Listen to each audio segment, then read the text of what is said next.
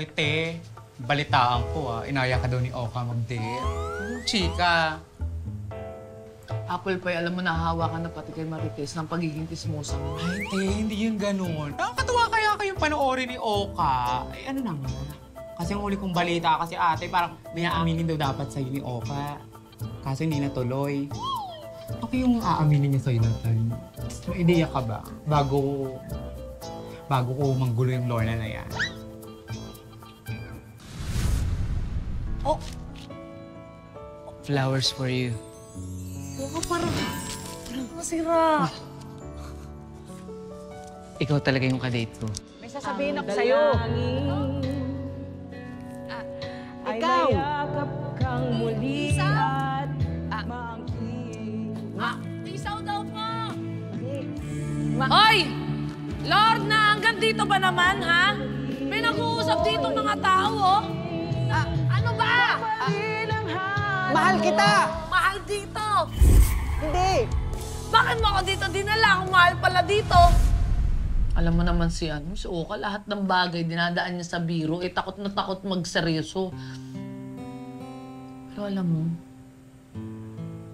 feeling ko, aaminin niya na yung nararamdaman niya. Feeling ko gusto niya nang manligaw sa akin.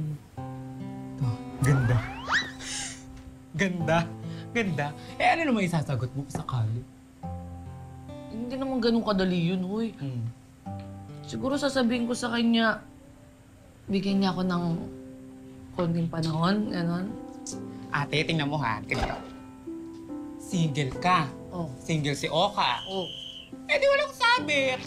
Tsaka magka-vibes kayong dalawa. Mabait naman yun. Responsable. Hindi nga lang siya ganun kagwapuhan tsaka katangkaran. Pero wala naman yun sa'yo, di ba? Eh, bakit hindi ka sure? Grabe ka naman.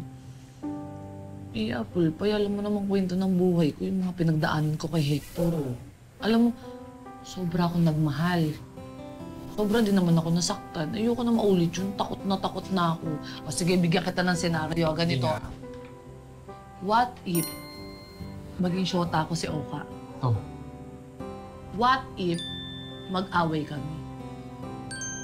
Ano ending nun? Hiwalayan. Ayoko mawala ng kaibigan na kagaya ni Oka. Ayoko talaga. What if? Siya na talaga. Ikaw din, sige ka. Pag yan naganap ng iba, pinagpalit ka, tapos pagsisisihan mo sa huli, bahala ka.